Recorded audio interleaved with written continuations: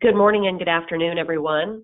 I'm Jamie Parrott, Vice President and Chief Operating Officer at MedResults Network. And as always, I'm delighted to welcome you to our MedResults educational webinar series. I want to start by saying that MedResults has had a long-standing partnership with Merz Aesthetics, which started just over 10 years ago.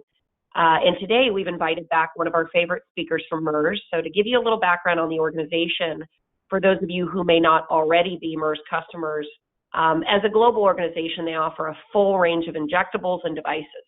And their injectable portfolio includes products like Xeomin, which is their neurotoxin, as well as Radiesse, of course, and Belotero, their two fillers.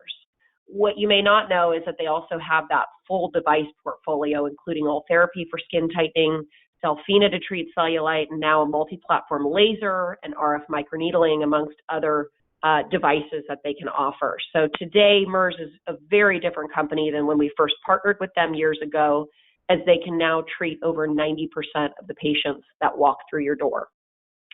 In addition to new offerings and some exciting new programs, which we'll be introducing over the coming months, Merz is also committing to work closely with us to offer more education to our members. And we did a presentation earlier this year, actually about a month ago, and we're going to continue these educational webinar presentations through the remainder of 2020.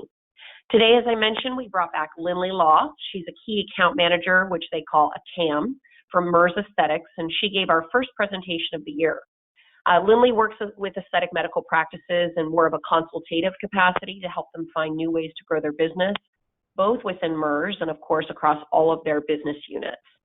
Linley's a specialist in several areas, including practice development and management, patient experience, marketing and branding, and profit and loss. And today, Linley's going to be sharing her experience and knowledge of how to improve your communications at the front desk to increase conversions and to get more patients through your doors.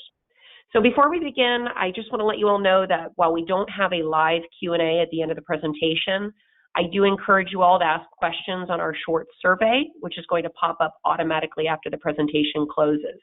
And it takes about 30 seconds to fill out. It gives us some great feedback about today's presentation. And of course, as I mentioned, it's an opportunity for you to engage with us or our speaker. So without further ado, I'd like to introduce Linley Law of Merz Aesthetics.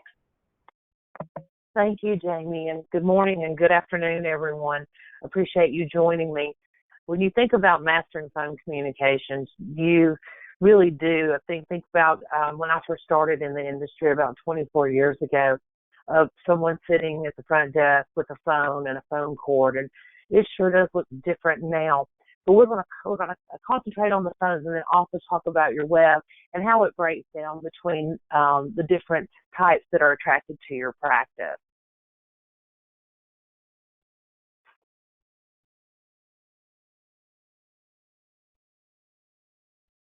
Sorry, guys, I'm going backwards here. There we go. So when you're talking about the phones, you have got to put together and work with your teams as far as communications all through the practice. This past year, I was in over 100 practices during the calendar year, looking for practices that were willing, able, and committed to actually grow. Where I see drop-downs and when I interview other staff members is communications is really what breaks down a practice. And it's so important to try to lay down that groundwork of communication within your practice, and not just with each other, but with your patient. And then also considering, are you going to arrange a consultation? Is that one of your offerings to get people into your practice? And be sure to get them in as quick as possible.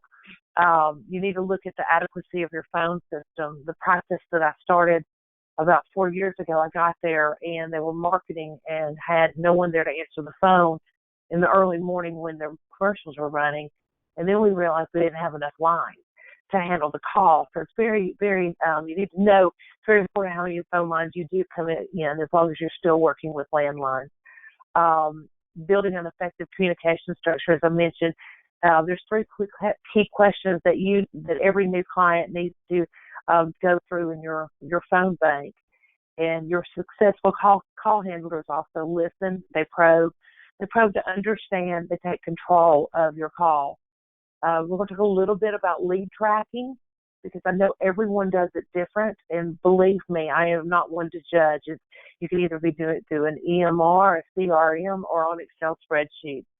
And then how to follow up to increase your success rate, to differentiate yourself from your competitors.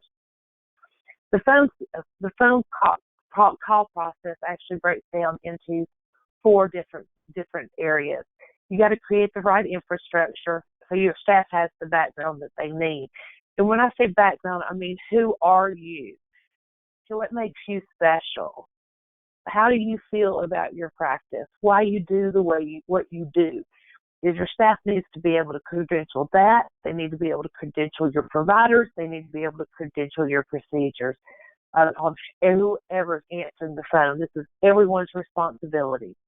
So the second part is managing the conversion by either using communications or sales techniques. Now, in this industry, sales is a bad word, but if you think with me, sales is actually, we are educators that solve problems. Remember, educators that solve problems. That it is our job. If we call it sales or not, it is truly sales. We're educating people and solving people's problems. Being able to track your leads, that's the only way you're going to be able to build a profitable practice, is being able to track your leads for these non-elective procedures, because these are the people who you want them to raise your hand and keep coming back to you. You don't need a lot of these type of clients. You just need good ones. And with this, you got to be able to follow up with your clients, continue offering them something to come back into your practice. So as I mentioned earlier, does your phone system, do you have enough lines? The number, so you need to ask the phone company, or you can go on your digital outlays. If you're with a digital phone, find out how many calls you actually receive in a day. Look at the dates and the time they come in. So from my practice background in elective practices, is most calls, when I say most, probably 60% of the week's calls will actually hit on Monday. So if I don't have a good Monday when I'm looking at those reports, I know that something's off. And typically it means that, say, there's something's wrong with the phone line. Well, actually, that's really what it means. So I always actually staff up a little bit on the busier times. But your phone company has this information. Look at the number of calls that are dropped and how many people get busy signals. Busy signals are not that popular anymore because we do have such a robust way to actually gather a call. But if you are getting, you might want to consider a message system such as Message on Hold, so you can be able to talk about your new technologies and your offerings. So you need to let your technology spread your message. Use a friendly practice greeting. Identify who you are and who's going to return your calls. Let them know the time frame which they can call back. Make sure your voice message is actually included after hours, and make sure they're up to date. Like, I love when I call one of my doctors and they say, if you've called before noon, we'll be returning your call between noon and 1. If you are calling after 3 o'clock, we'll be returning your call the next morning. It's something of setting expectations. Because if they're calling you, they're already interested in doing business with you. So creating the infrastructure of your call handling is very, very important. Like I said, you need to know who you are, what is your brand, what's your providers, what makes them special, and what procedures you offer. It is truly up to the leader or the champion in that practice to make sure that all team members are educated and can answer the phone. In an ideal world, as you get bigger, you want to put someone on the phone in a closet somewhere far, far away from all the action so they can spend 100% of that time with that caller, because that is the first time that they really are, other than a website, really get to know a voice behind what they see online. The people who answer the phone also need to know the pricing and the financing options. I don't mean as in, quote, a price. I mean as in a range. Laser hair removal ranges $400 to $600, but the consultation will be able to give you a solid price. Phone skills, selling skills, and techniques are imperative. One of my favorite books that I love to give to staff members is The Psychology of Selling by Brian Tracy. It really helps to figure out the questions to ask when you're on the phone with someone and get people in the right mood to be able to handle those calls. also another one of my favorites is Creating the Magic, the story of Walt Disney, to where it actually explains how everyone is on stage at all times in front of the client or the patient, and you never see Minnie with her head off. You never see that stuff. And so I really like everyone in the staff to read those books as well, because it portrays coming through the phone all the way to their first greeting. And then I am a huge believer of tracking. So as we discussed, is you've got to offer excellent service over the phone. You've got to set expectations and make sure that sets of standards are met when things get busy. You will continue to grow. This industry is going to continue to grow. The numbers between the next 6 years are astounding of what I hear at area meetings. So to have a plan in place on how to route this call will go ahead and save you lots of time while you're growing, because you're going to continue to grow. So what happens when the phone rings? I always heard 3 rings. Well, this weekend I was at a conference and I heard that millennials will only wait for 1 ring. But thank goodness most of them don't use the phone that way. But you've got to have a cheerful, knowledgeable staff member that answers, every call. It has to get answered. I did over 200 mystery shops last year in practices that I was interested in working with. And I did not have one single call that did everything 100%. So, listen, just don't set your standards, but don't set them too high. But I'm going to tell you what we need to be successful to grow your practice. And then when the phone rings and someone answers it, that person has to immediately let the person know that you're ready to serve them. If the caller has to be on hold, please tell them how long they're going to be on hold. The studies show from recent studies is people will hold under 1 minute. And then, as I mentioned, this message on hold is a very good way to entertain them for that less than 1 minute. But what we find in both studies, I'm a huge proponent of call centers, is that 85% of people will not leave a message if they are a first-time caller. 85% will not leave a message.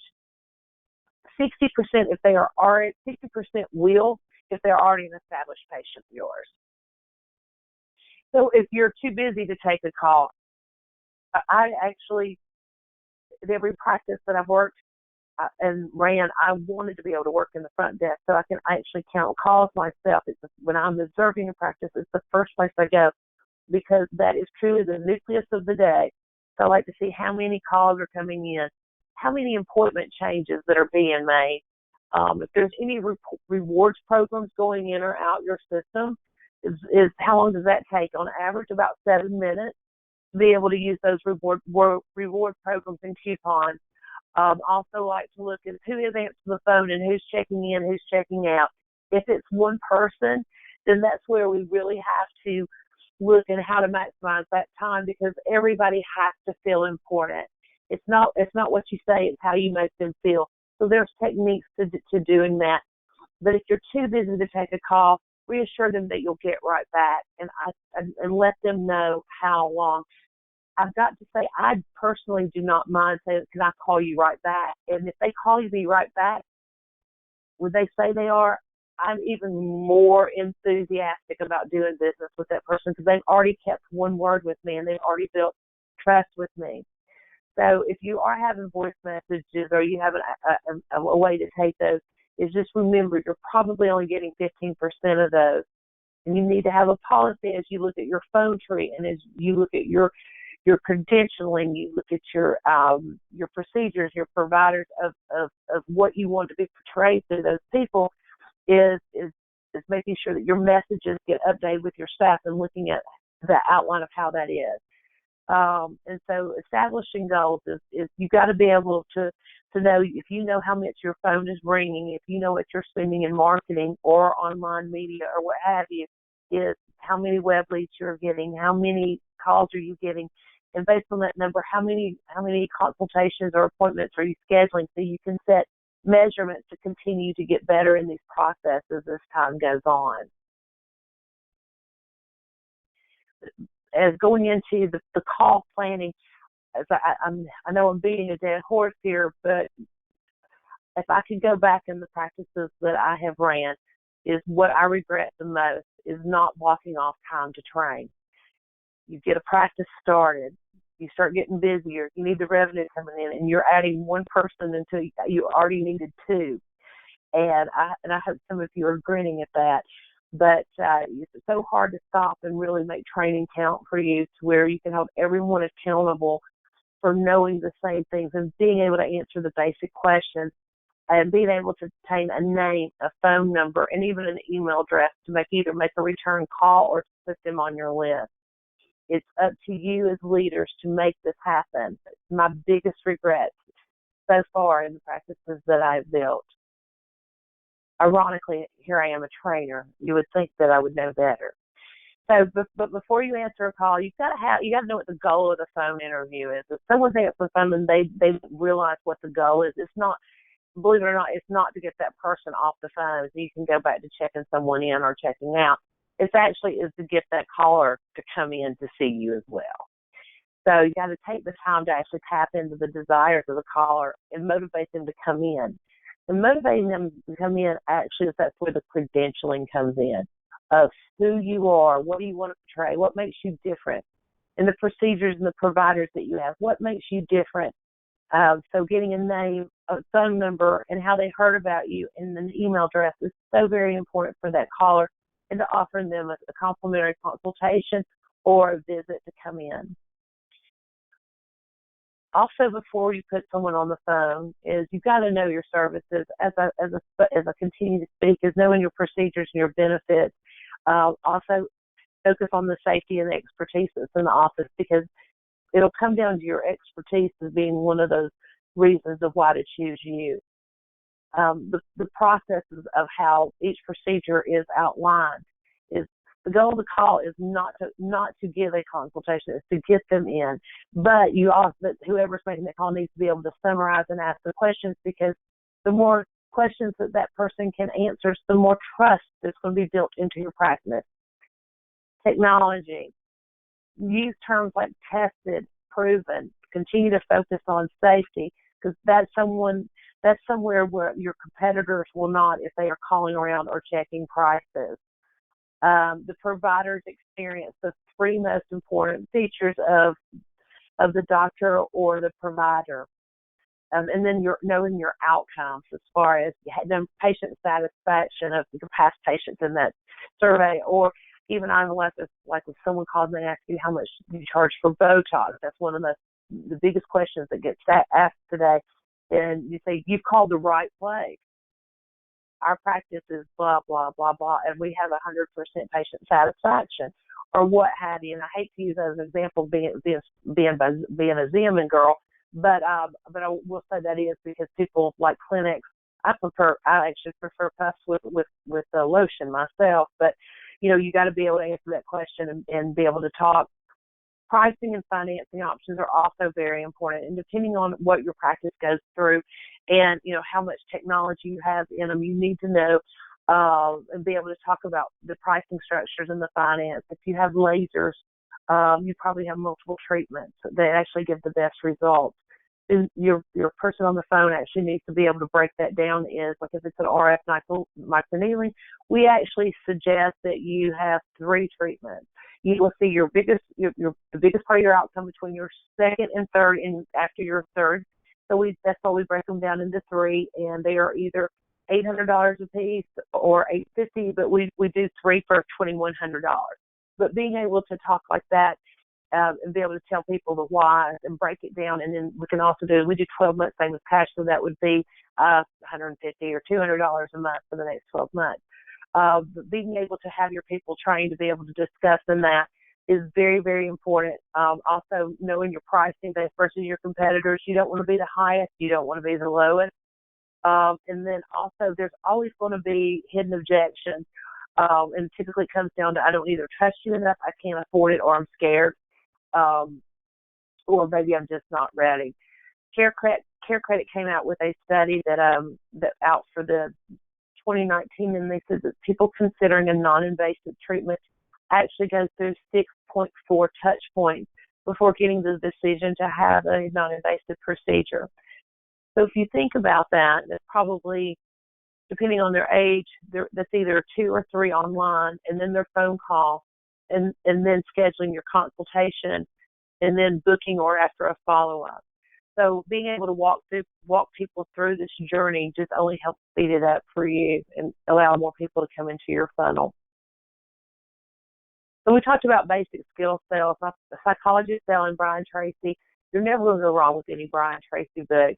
But I had a monthly book club with my employees, and I truly think it helped them, and it also helped me of aligning, what our mission, what our goals, and really the thinking of why we do what we do. So we're still talking about before you answer the call is feature, function, and benefit. That is always something that you should know. So we've credentialed the provider, we've credentialed the practice, and each service should be able to talk about the feature, what it does, and what's in it for the person on the other side. And the benefits is what it means to you. When that person actually makes that first time contact with you, you got to picture that person that's sitting behind that phone, have a tiara and a t-shirt on that says "It's all about me." We've got to figure out how to let that person on the phone focus on that call to get them into your practice, because we know if they come in, you have an 80% chance that they're going to do business with you. And as consumers want proof. Before and afters, having a great gallery on your website is phenomenal.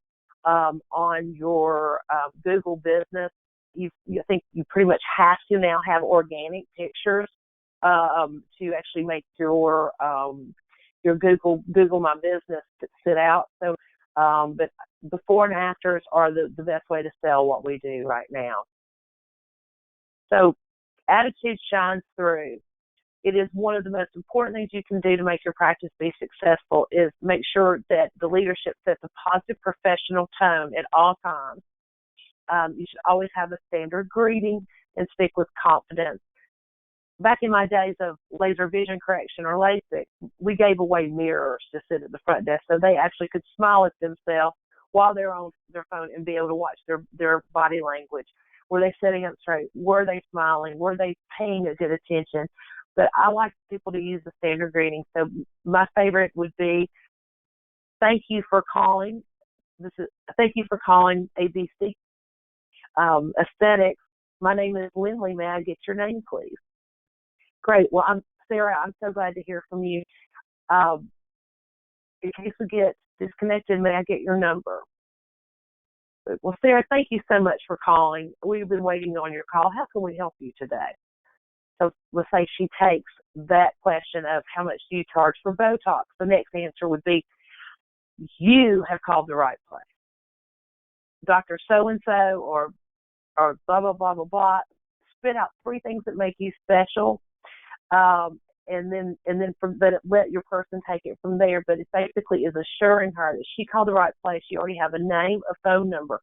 As you get through the call, this is when you go, it's been such a pleasure talking with you today. May I get your email address so I can let you know of any specials that we have or events or newsletters? So it's very important, because if someone's ever coming to look to buy at your practice, which I did in the optometry and ophthalmology world, is they're going to look at your EBITDA, and they're also going to look at how many contacts you have in your database, and that's going to be name, phone number, and email address is going to be imperative. So getting that information is the only way you're going to build a database that you can continually talk to. But doing it in a great positive tone with standard greetings and confidence is the way to do it. So manage the call. So we're prepared. That person is educated. She's got her opening or he's got her opening. Just remember that each caller is unique and they're different and they have different needs and concerns based on what you're offering and how they heard about you. So this call is, you've got to generate trust and interest. So if they're coming from a referral or a word of mouth or a family member or a coworker, they truly are going to business with you. It's your chance when they come in to lose. If they come from social media or other marketing ways, they're actually going to test you and probably 3 or 4 other people. So it's best to go ahead and take care of this in the beginning and realize that they're unique. You got to generate trust. You got to take control of the call by saying whatever that question is you've called the right place, because that gives you a chance to tell about yourself. And if you stop and do it, no one else will do this. It'll set you apart from your competitors. Because if they happen to be one of those people who come from an outside marketing lead, then you're actually putting everyone else on the defense by telling what makes you special and why you're the best at whatever XYZ procedure is. So you are playing offense where everyone else is playing defense. So as we talked when we went through the outline, is there's a 3-part introduction. You got to let the caller know that you are knowledgeable. I am here to help you. You called the right place. You've built trust, credibility. It relaxes the caller. Oh, thank goodness, I've made a good decision. When someone asks what they are asking about, say if this example is how much you charge for Botox, that is our number one question. So you put your caller at need and you acknowledging the fact that they're needing for a neurotoxin, and then you invite the caller to go on and continue to speak. So as I did in my example, is going ahead and taking control of that call, and then you can invite them to speak, and therefore you can take over that call if they are unprepared or shy, and make notes and stay focused on what those people are telling you on the phone. Because if they're asking about cost, more than likely as they're all shoppers. We'll just go ahead and call it from that way. But they want to be told why you're a better value, or they don't know enough. So the 3 questions are: how long have you been considering investing in yourself? What's motivating you to do it now? And why have you chosen us? You get those answers, you can get a new client. So active listening is very, very important, because if you can repeat back what the caller is asking you, that knows that they have been heard. And when someone feels heard, it reduces the anxiety and resistance to do business with someone. So that is very, very important to have your staff practice active listening. And probe for key motivators. So what makes the prospective excited about having their outsides match their insides? Do you have an event coming up? Is one of my favorites. Are you going on vacation? Are you interviewing for a new job? These are things that you can get on the phone, or you possibly even get them in the consult. But if you can marry them together, you're going to have a great story when you go to present a long-term solution addressing these needs. Handling objections. Typically, I don't see a lot of objections other than price come up over the phone. They usually come in face-to-face. But if you do get objections on the phone and the people are not wanting to book an appointment to come get to know your practice, then if you can't get them to overcome the objections, then they're not going to schedule the consultation. But you got to identify what they are. And the basic information will help you, but when people ask questions, as far as ask them to ask other questions. Do you have any other questions or any concerns? Does that answer your question fully, or can I go into more detail? And look for hidden objections. It's very important. Again, if they show up for your consultation, they could very well be a patient for life. You don't need a lot. You just need the right one. So making a proposal to come in is, why don't you come in for a complimentary, non-obligational personal consultation? We have a Tuesday afternoon, or a Tuesday morning, or a Thursday afternoon, which is better for you. So don't leave it wide open. Your time is very valuable. But go ahead and go in for a soft close. And also, is if you don't offer free consultations, maybe you offer seminars. You may guide everybody to a seminar every couple weeks here and there, and that actually works too. So if you don't have time in your schedule to do complimentary, to where people can actually get to know you better. When a client calls to cancel, so this is always the sad part. is when someone calls to cancel their appointment for their free consultation.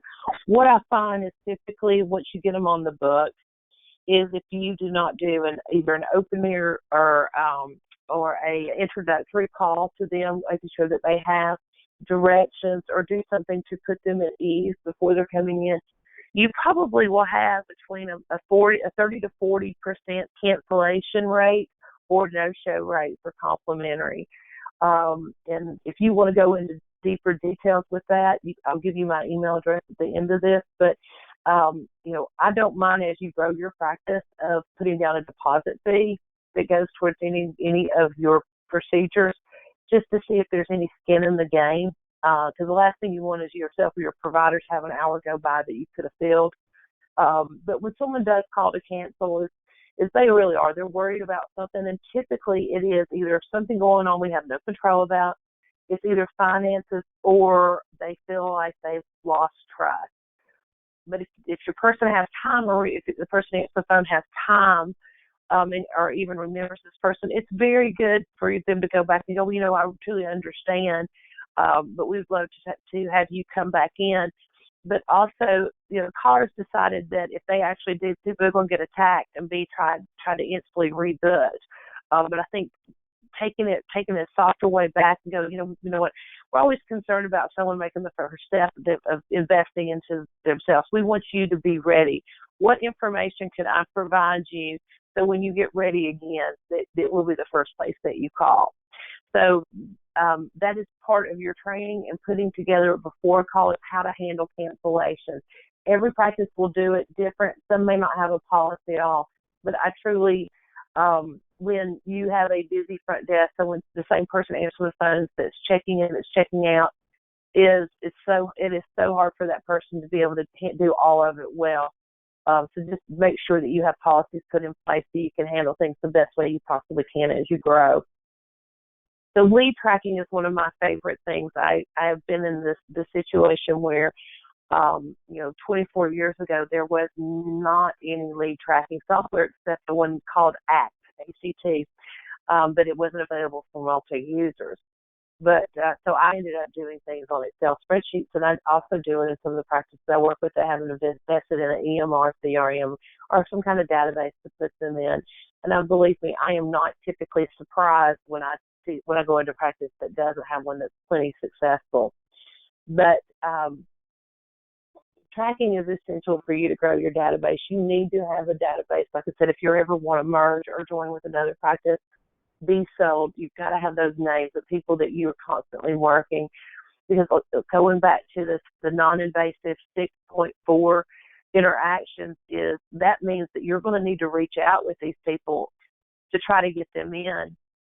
The National Executive Sales, it's National Sales Executive Board, they actually say that 80% of the closures happen between the 5th and the 12th interaction in all sales, not just in what we do. So tracking is very, very important to show people that you care, that you appreciate them picking up the phone and choosing you, and that you really do want to be their provider for life. So having a lead tracking system of in place, even a bad one's a better one than most people have. So I truly encourage you. So what do you do when you're tracking? You need to get the basic confirmation, the basic information as far as contact, address, email, phone number, the best time to reach them, best method to contact them. Like if you're putting them in the system, it's always good to go ahead and check. Do they prefer emails, phone calls, or text? How long have they been considering? We've asked that question. If you have that information, put it in there and what's motivating them now.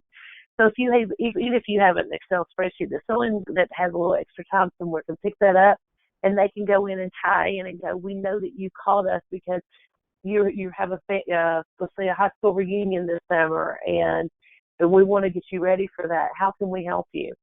And then knowing how they heard about you is very, very important. Again, your word of mouth referrals are going to be your strongest. But if they saw any advertising, at least you'll know based on what you have been putting out there or promoting on your website and the time they called, you can at least align to see what intrigued them to call you and follow up on that in detail.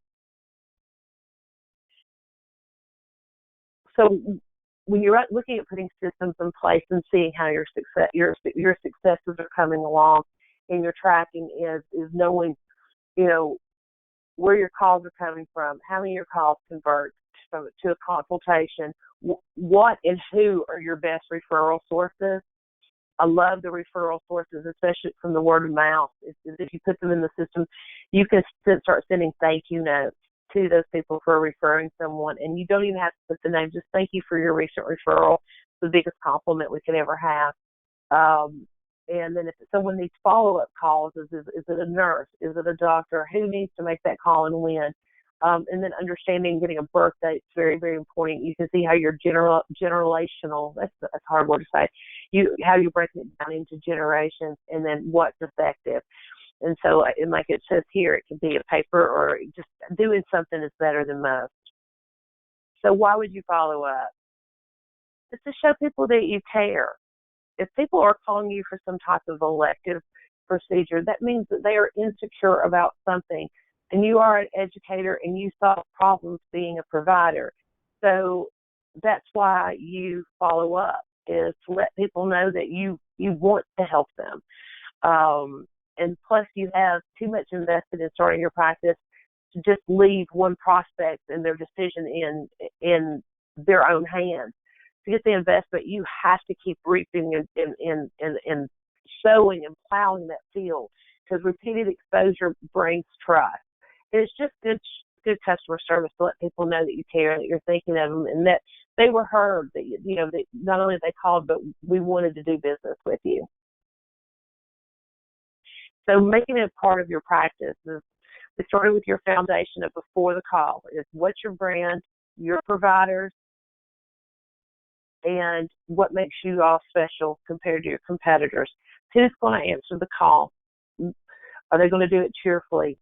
And then what's the next step? They either come in for a consult or they don't. If they come in for a consult, they would go another trajectory throughout the practice. If they don't, then they need to be marketed to. But if they do not book their consultation, then within the first 24 hours, is you need to know who's going to follow up, what's the follow-up action going to occur, and what should be taken. So what that would look like is the 24 hours. Thank you so much for your interest. I've sent you more information about what you called about, and here's the provider's bio. Please feel free to check out our website. In 1 week, send a letter encouraging them for a consultation. And then at 1 month, initiate some kind of campaign, and then offer them either a free service or a complimentary add-on service when they book. But always keep thinking and making sure you know who's going to do this to keep your pipeline full. So who needs to follow up today? So you got to structure your lead tracking system to where you can run a report on any given day, and that what action could be. So if someone again has a cancellation, instead of the hour that goes with no money being brought in for a provider, they can even get on there and call and talk to these people, or send them text, or write them cards. And then also dedicate appropriate resources to your phones. Is identify a staff person who will be responsible for following up, and to give them adequate time. But it's always wonderful to be able to have a list together. If someone has an opening, that you can use that time wisely to get people coming into your practice. So here's just some ideas of some follow-up. But always remember to call before the consultation, and then also call them if they didn't make one. I love fast facts, either about the practice or about the procedure or about the provider. An email message is something you can edit and send immediately after the call if you have the power behind that. I always return calls quick. And also, I'm also going to say is be sure to follow up on emails just as quick as you do your calls, and website inquiries. People are going around, and Real Self even said, like, if you don't respond to a website inquiry within 15 minutes, they've already moved on to something else. Letter that addresses the client's concern within a day. I still believe in stamps. I still believe in mail. When I get something that's not automatically shipped from a creditor or from Costco, I always open that first. and a handwritten note is always wonderful. But be sure to, as you build your plan in place before the call and after the call and the follow-up of the call, is be sure that you have a structure in place to where you can continue to build your practice on and on and on. So putting all this together, if you walk away with 3 pearls that you can take into your practice, I'm going to be tickled because it's a lot of information and it's actually communicated quite quickly.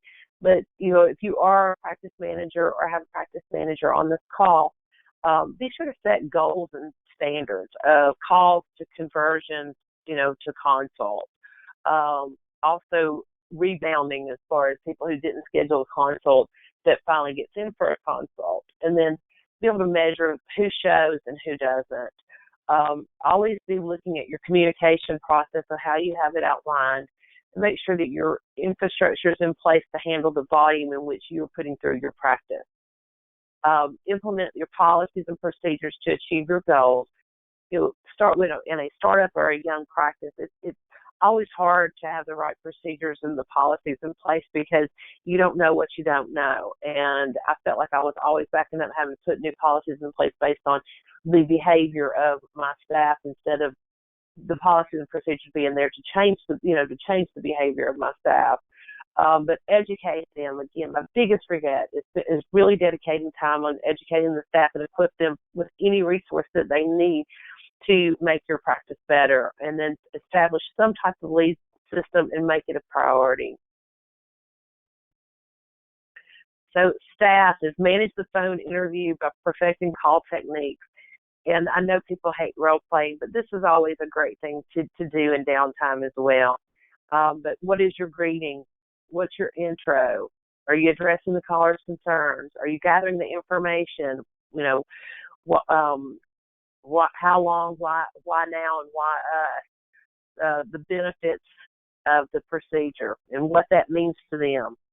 Always be offering for the consult, not doing a consult over the phone. And find a place to organize your notes from the call and follow up. I mean, even if it's a spiral bound notebook, anything is better than nothing. So evaluating results, what's working and what's not, what elements are strong and which are weak. So here's some, like I mentioned, some things: conversion of leads to consult, conversion rates by day, month, and staff person, lead of phone interviews, and those that result in a conversion, and the conversions by lead source. So you're going to hear, as far as what is a typical call length, you're going to hear everything, but if it's a new caller, I say probably between 4 and 8 minutes. If it's something maybe new that's offered to you, new to maybe inside your practice or to your area, it could go up to 20. But that's why having someone on the phone that can protect their talk track and also perfect it to where they know how to get the information out quickly and manage the caller instead of the caller managing the call. And evaluate the impact of your efforts. Is a check progress against, your action plan, your business plan, or what your goals are. Celebrate with your staff when sales targets met, and mystery shop your practice regularly. So going back to the over 200 mystery shops I did last year, is I find that 98% of those mystery shops were done in a method which I call catch and release. Is you call, you ask a question, so the caller takes control. You ask the question, you get the answer, and then they let you off the phone. Therefore, you do not who I am. You did not find out where I'm coming from, what that I was interested in, what my objection was. So I beg of you to actually work with your staff to capture that person's name, email address, and phone number so you can continue to communicate with them and know, what you're attracting into your business and how. That's all I have today. If you have any questions or would like to discuss this any further, my name is Linley, Linley .law, LAW, at Merz.com. I have worksheets to where you can actually draw out your phone communication process and other tidbits if you would like to have them. So I appreciate Jamie and MedResults, and have a great day. Thank you so much, Linley, and thank you, attendees, for joining us today. We will be releasing this recording, so if you missed a little bit of it or if you just want to review it with your staff, we will release that to you. I can email it to you directly, or you should get it from me by tomorrow. In the meantime, as Linley said, if you have questions, please feel free to reach out to Linley. Also, you can certainly email me directly or call me, and I'll be happy to put you in touch. And again, there's a quick 30-second survey that's going to pop up as soon as we close down the presentation. If you would take 30 seconds to fill that out, that is once again another opportunity for you to get a hold of Linley or ask your questions. But again, thank you for joining. We hope you have a great rest of your day, and we hope to have you on our next webinar presentation. Thanks again. Bye-bye.